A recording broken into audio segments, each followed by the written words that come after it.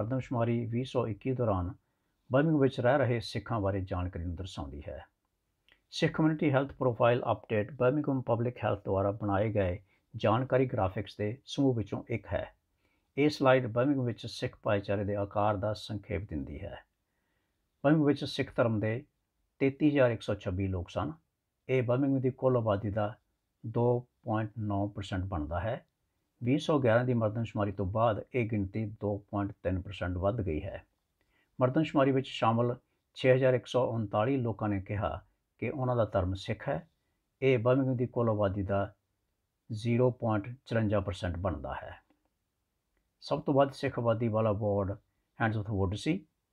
ਕੁੱਲ ਵਾਰਡ ਆਬਾਦੀ ਦੇ ਪ੍ਰਤੀਸ਼ਤ ਵਜੋਂ ਸਭ ਤੋਂ ਵੱਧ ਸਿੱਖ ਆਬਾਦੀ ਵਾਲੇ ਚੋਟੀ ਦੇ 5 ਵਾਰਡ ਇਹ ਸਨ: ਹੈਂਡਸਵੁੱਡ 24.8%, ਹੌਲੀਹੈਡ 18.9%, ਹੈਂਡਸਵਰਥ 15.2%, ਸੋਹੋ ਅਤੇ ਜਿਊਲਰੀ ਕੁਆਰਟਰ 8.9%, ਉੱਤਰੀ ਐਜਬੈਸਟਨ 8.5%। ਇਹ ਸਲਾਈਡ ਸਿੱਖ ਆਬਾਦੀ ਦੀ ਉਮਰ, ਪਾਸਪੋਰਟ, ਪ੍ਰਵਾਸ ਅਤੇ ਜਨਮ ਦੇ ਦੇਸ਼ਾਂ ਨੂੰ ਦਰਸਾਉਂਦੀ ਹੈ। 19% ਸਿੱਖ 15 ਸਾਲ ਜਾਂ ਇਸ ਤੋਂ ਘੱਟ ਉਮਰ ਦੇ ਸਨ। 67% 16 ਤੋਂ 64 ਸਾਲ ਦੀ ਉਮਰ ਦੇ ਵਿਚਕਾਰ ਸਨ। 14% 65 ਸਾਲ ਜਾਂ ਇਸ ਤੋਂ ਵੱਧ ਉਮਰ ਦੇ ਸਨ। ਬਰਮਿੰਘਮ ਵਿੱਚ ਆਮ ਆਬਾਦੀ ਦਾ 22% 15 ਸਾਲ ਜਾਂ ਇਸ ਤੋਂ ਘੱਟ ਉਮਰ ਦਾ ਸੀ। 65% 16 ਤੋਂ 64 ਸਾਲ ਦੀ ਉਮਰ ਦੇ ਵਿਚਕਾਰ ਸੀ। 13% ਦੀ ਉਮਰ 65 ਸਾਲ ਜਾਂ ਇਸ ਤੋਂ ਵੱਧ ਸੀ। ਬਹੁਤ ਸਾਰੇ ਸਿੱਖਾਂ ਕੋਲ ਯੂਕੇ ਦਾ ਪਾਸਪੋਰਟ ਸੀ। 82% ਕੋਲ ਯੂਕੇ ਦਾ ਪਾਸਪੋਰਟ ਸੀ। ਇਸ ਤੋਂ ਇਲਾਵਾ 11% ਕੋਲ ਭਾਰਤੀ ਪਾਸਪੋਰਟ ਸੀ ਅਤੇ 4% ਕੋਲ ਕੋਈ ਵੀ ਪਾਸਪੋਰਟ ਨਹੀਂ ਸੀ। ਸਾਲ 2021 'ਚ 61% ਸਿੱਖਾਂ ਨੇ ਕਿਹਾ ਕਿ ਉਹ ਬ੍ਰਿਟੇਨ ਵਿੱਚ ਪੈਦਾ ਹੋਏ ਸਨ। ਇਹ ਅਨੁਪਾਤ 2011 ਤੋਂ ਥੋੜ੍ਹਾ ਜਿਹਾ ਵਧਿਆ ਹੈ, ਜਦੋਂ 60% ਸਿੱਖ ਯੂਕੇ ਵਿੱਚ ਪੈਦਾ ਹੋਏ ਸਨ। ਬਰਮਿੰਘਮ ਵਿੱਚ 33% ਸਿੱਖ ਦੱਖਣੀ ਏਸ਼ੀਆ ਵਿੱਚ ਪੈਦਾ ਹੋਏ ਸਨ।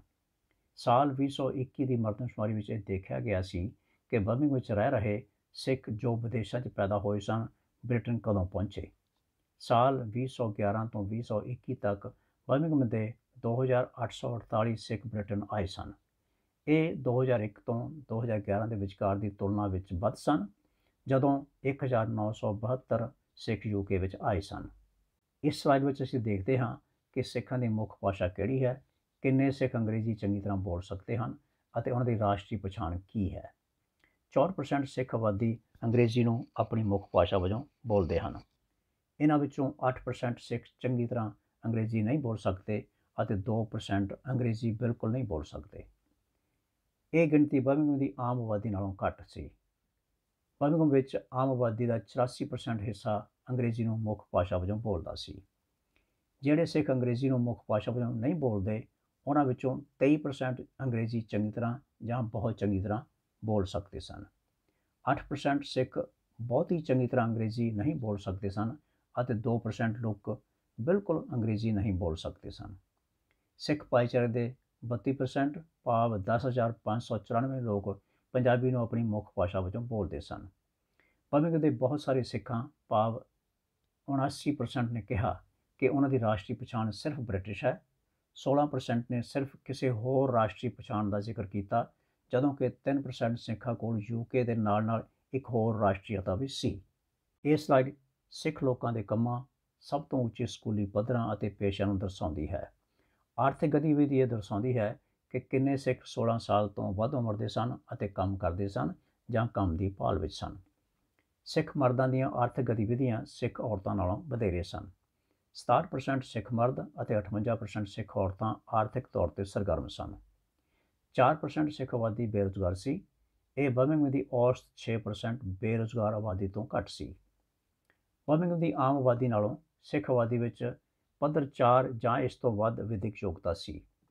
24% ਸਿੱਖਾਂ ਕੋਲ ਕੋਈ ਯੋਗਤਾ ਨਹੀਂ ਸੀ। 35% ਕੋਲ ਪੱਧਰ 1 ਤੋਂ 3 ਦੀ ਯੋਗਤਾ ਸੀ। 35% ਕੋਲ ਪੱਧਰ 4 ਜਾਂ ਇਸ ਤੋਂ ਉੱਚੀ ਯੋਗਤਾ ਸੀ ਅਤੇ 6% ਕੋਲ ਵੱਖਰੀ ਕਿਸਮ ਦੀ ਯੋਗਤਾ ਸੀ। ਬਰਮਿੰਘਮ ਵਿੱਚ ਆਮ ਆਬਾਦੀ ਦੇ 24% ਕੋਲ ਕੋਈ ਯੋਗਤਾ ਨਹੀਂ ਸੀ। 40% ਕੋਲ 1 ਤੋਂ 3 ਪੱਧਰ ਦੀ ਯੋਗਤਾ ਸੀ। 30% ਕੋਲ ਪੱਧਰ 4 ਜਾਂ ਇਸ ਤੋਂ ਉੱਚੀ ਯੋਗਤਾ ਸੀ। 6% ਕੋਲ ਵੱਖਰੀ ਕਿਸਮ ਦੀ ਯੋਗਤਾ ਸੀ। ਬਹੁਤੀ ਸਿੱਖ ਆਬਾਦੀ ਉੱਚ ਪੱਧਰੀ ਪੇਸ਼ਿਆਂ ਵਿੱਚ ਕੰਮ ਕਰਦੀ ਸੀ। 23% ਸਿੱਖ ਉੱਚ ਪੱਧਰੀ ਕਿੱਤਿਆਂ ਵਿੱਚ ਕੰਮ ਕਰਦੇ ਸਨ। ਇਸ ਵਿੱਚ ਪੜ੍ਹਾਉਣਾ ਅਤੇ ਹੋਰ ਵਿਦਿਅਕ ਪੇਸ਼ੇ, ਸੂਚਨਾ ਟੈਕਨੋਲੋਜੀ, ਨਰਸਿੰਗ ਅਤੇ ਮਿਡਵਾਈਫਰੀ ਸ਼ਾਮਲ ਸਨ। 12% ਸਿੱਖ ਮੈਨੇਜਰ, ਡਾਇਰੈਕਟਰ ਅਤੇ ਸੀਨੀਅਰ ਅਧਿਕਾਰੀ ਸਨ। 11% ਸਿੱਖ ਸਹਿਯੋਗੀ ਪੇਸ਼ਿਆਂ ਅਤੇ ਤਕਨੀਕੀ ਪੇਸ਼ਿਆਂ ਵਿੱਚ ਕੰਮ ਕਰਦੇ ਸਨ ਅਤੇ 11% ਮੁੱਢਲੇ ਪੇਸ਼ਿਆਂ ਵਿੱਚ ਕੰਮ ਕਰਦੇ ਸਨ। ਭਵਿੱਖ ਵਿੱਚ ਆਮ ਆਬਾਦੀ ਦਾ 21% ਉੱਚ ਪੱਧਰੀ ਕਿੱਤਿਆਂ ਵਿੱਚ ਕੰਮ ਕਰਦਾ ਸੀ। 11% ਸਹਿਯੋਗੀ ਪੇਸ਼ਿਆਂ ਅਤੇ ਤਕਨੀਕੀ ਪੇਸ਼ਿਆਂ ਵਿੱਚ ਸਨ। 9% ਮੈਨੇਜਰ, ਡਾਇਰੈਕਟਰ ਅਤੇ ਸੀਨੀਅਰ ਅਧਿਕਾਰੀ ਸਨ ਅਤੇ 13% ਮੁੱਢਲੇ ਕਿੱਤਿਆਂ ਵਿੱਚ ਕੰਮ ਕਰਦੇ ਸਨ। ਇਹ ਸਲਾਈਡ ਅਪੰਗਤਾ, ਸਿਹਤ, ਘਰ ਦੀ ਮਾਲਕੀ ਅਤੇ ਭੀੜ ਭੜੱਕੇ ਵਾਲੇ ਘਰਾਂ ਨੂੰ ਦੇਖਦੀ ਹੈ। 12% ਸਿੱਖ ਆਬਾਦੀ ਨੇ ਕਿਹਾ ਕਿ ਉਹਨਾਂ ਨੂੰ ਅਪੰਗਤਾ ਜਾਂ ਲੰਬੇ ਸਮੇਂ ਦੀਆਂ ਬਿਮਾਰੀਆਂ ਦੀ ਮੁਸ਼ਕਲਾਂ ਹਨ। ਇਹ ਗਿਣਤੀ ਬਰਮਿੰਘਮ ਦੀ ਆਮ ਆਬਾਦੀ ਨਾਲੋਂ ਘੱਟ ਸੀ। ਬਰਮਿੰਘਮ ਵਿੱਚ ਆਮ ਆਬਾਦੀ ਦੇ 20% ਲੋਕਾਂ ਨੂੰ ਅਪੰਗਤਾ ਜਾਂ ਲੰਬੇ ਸਮੇਂ ਦੀਆਂ ਬਿਮਾਰੀਆਂ ਦੀਆਂ ਮੁਸ਼ਕਲਾਂ ਸਨ। ਸਿੱਖ ਲੋਕ ਇਹ ਕਹਿਣ ਦੀ ਵਧੇਰੇ ਸੰਭਾਵਨਾ ਰੱਖਦੇ ਹਨ ਕਿ ਉਹ ਬਰਮਿੰਘਮ ਦੀ ਆਮ ਆਬਾਦੀ ਨਾਲੋਂ ਚੰਗੀ ਜਾਂ ਬਹੁਤ ਚੰਗੀ ਸਿਹਤ ਦੇ ਮਾਲਕ ਹਨ। 83% ਲੋਕਾਂ ਨੇ ਕਿਹਾ ਕਿ ਉਹ ਚੰਗੀ ਜਾਂ ਬਹੁਤ ਚੰਗੀ ਸਿਹਤ ਵਿੱਚ ਹਨ। 5% ਦੀ ਸਿਹਤ ਮਾੜੀ ਜਾਂ ਬਹੁਤ ਖਰਾਬ ਸੀ।